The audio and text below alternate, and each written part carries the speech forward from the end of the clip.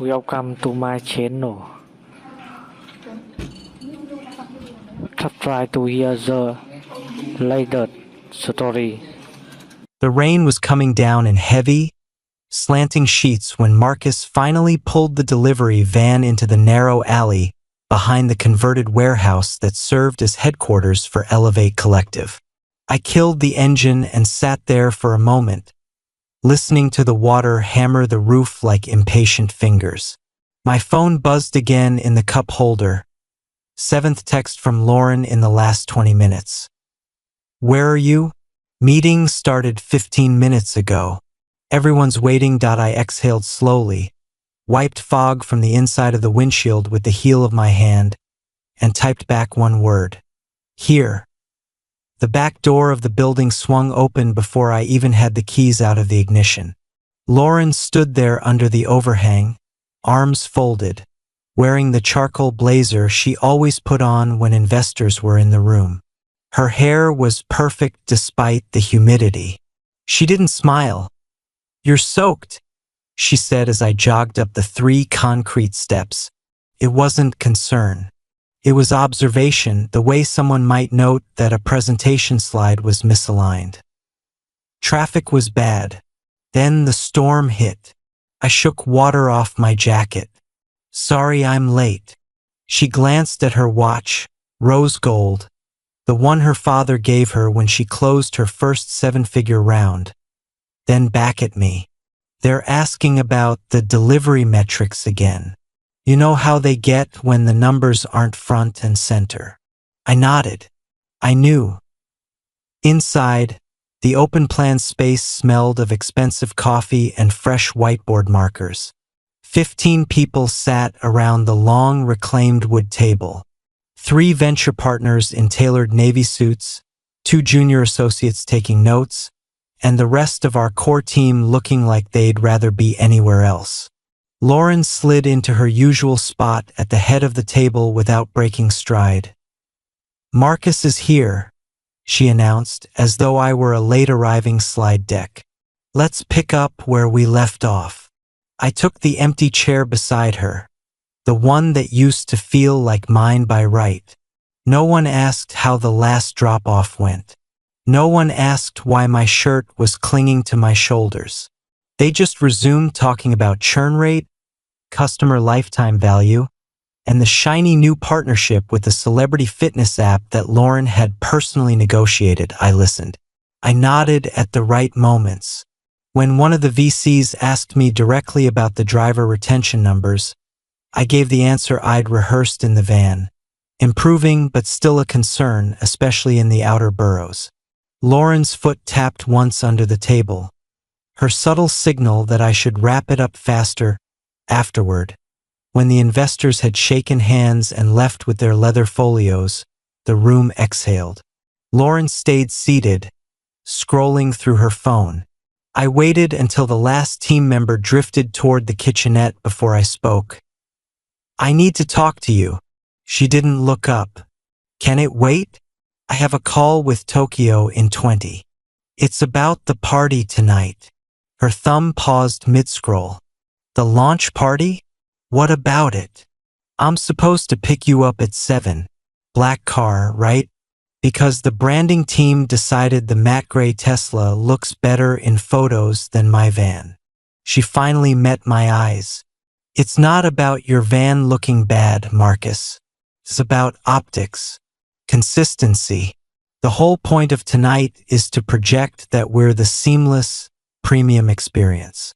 Showing up in a cargo van with the company logo half peeled off the side doesn't exactly scream luxury logistics." I felt the familiar tightness start behind my sternum. I've been driving that van 16 hours a day for 3 years. It's how we got the first 500 customers. Before any of those fancy cars existed. "I know that," she said, softer now, reaching over to touch my wrist. "And I appreciate it. You know I do. But tonight isn't about the grind anymore. Tonight is about the next chapter." I looked at her fingers on my skin. Clean, manicured nails. No calluses. I'm not coming tonight. Her hand stilled. What? I'm not driving you. I'm not standing in the corner holding a sparkling water while people congratulate you on how effortlessly you built all of this. I pulled my arm back slowly. I'm done being the support staff. Lauren blinked once, twice. Then she laughed. A short, surprised sound that didn't reach her eyes. You're tired. It's been a long day. You don't mean that. I do. She leaned forward, voice dropping to the intimate register she used when she wanted to close a deal. Marcus, babe, this is our night. We talked about this. You said you were proud of what we're building. I am proud. I'm proud of what you're building. I'm just not sure anymore that I'm part of the blueprint. Her expression shifted, confusion giving way to something sharper. You're being dramatic. This one party, one ride in a rented car. You're acting like I asked you to wear a costume and serve drinks. You didn't ask me to wear a costume, I said quietly. You just asked me not to be seen. The words landed heavier than I expected. The room felt suddenly too large, the exposed brick walls too close. Lauren stared at me for a long beat. Then she stood, smoothing her blazer. I have to take this call. We'll talk later. When you're not emotional. She walked toward the glass conference room at the far end, already lifting the phone to her ear. I watched her go, watched the way she squared her shoulders, reset her face, became the version of herself the world paid to see I didn't follow. Instead, I walked back through the rain to the van, climbed inside, and sat in the driver's seat with the door open, letting the water pool on the rubber mat. My phone lit up again. A calendar reminder. Launch party 7 p.m., the standard, Highline rooftop. I swiped it away. The apartment was quiet when I got home. Lauren's shoes, the tall black ones with the red soles, were neatly lined up by the door. Her laptop bag hung on its hook. Everything in its place that I went straight to the spare room we'd always called the office. Though neither of us ever really used it for work. My things were mostly there already. The tool bag from when I still fixed things for people on weekends, the box of vinyl records I'd stopped playing when she said the turntable took up too much visual real estate, the old Carhartt jacket I wore on winter deliveries before we could afford heated seats in the fleet. I pulled the 2 suitcases from under the daybed. They were the ones we'd bought for the trip to Tulum we never took because she got invited to a tech summit in Lisbon instead. I packed methodically. Work boots, flannel shirts, the coffee mug my sister painted with a terrible cartoon truck when she was 9, my passport just in case. I left the framed photo of us at the first warehouse we rented, her smiling wide, me with my arm around her waist, both of us covered in dust and hope. On the kitchen counter, I left 1 sheet of paper torn from a legal pad. I'm respecting the optics. Hope the rented car photographs well. No signature. No explanation.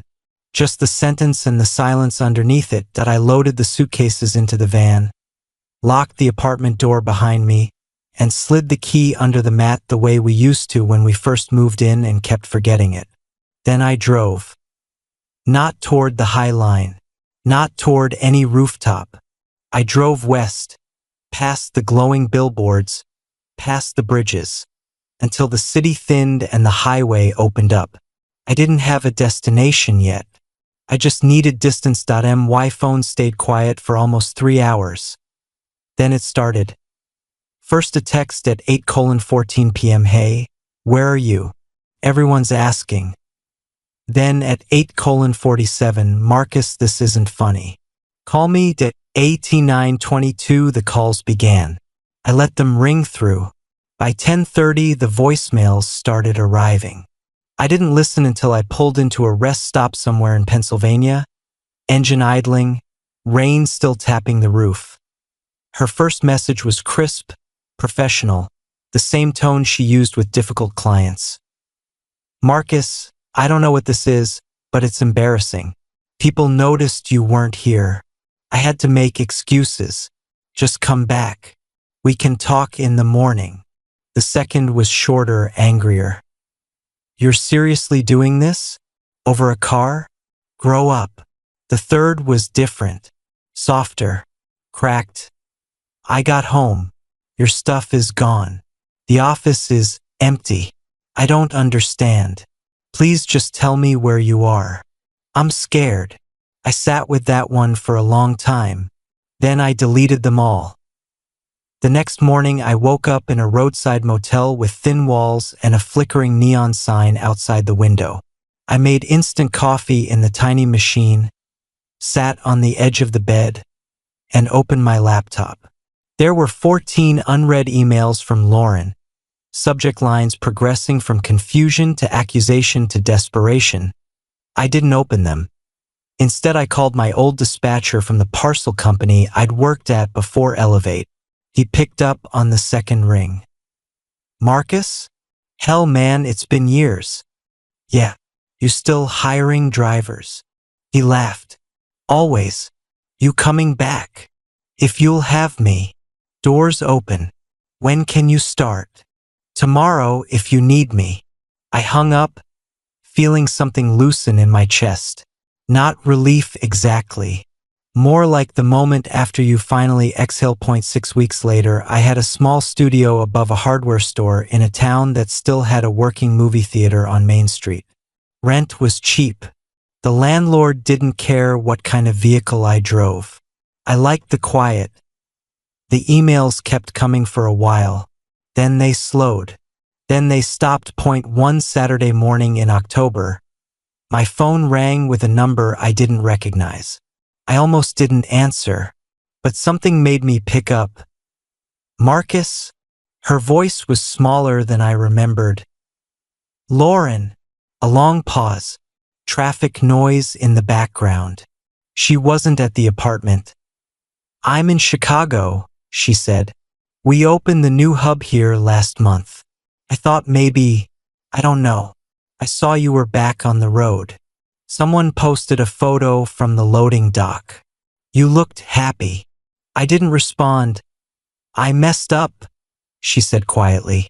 I got so focused on the story we were selling that I forgot the person who helped write the first chapters. I'm sorry.